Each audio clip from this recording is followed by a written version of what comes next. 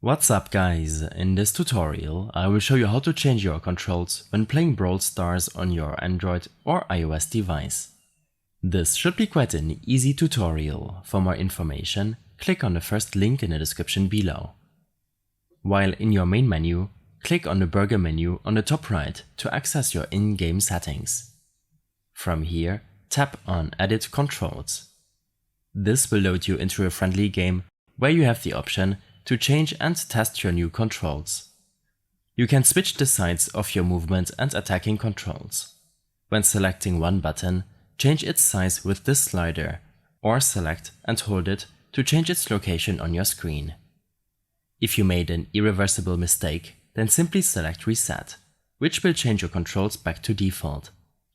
In case you have any further issues or problems following this tutorial, then I suggest following my extensive guide linked in the description below.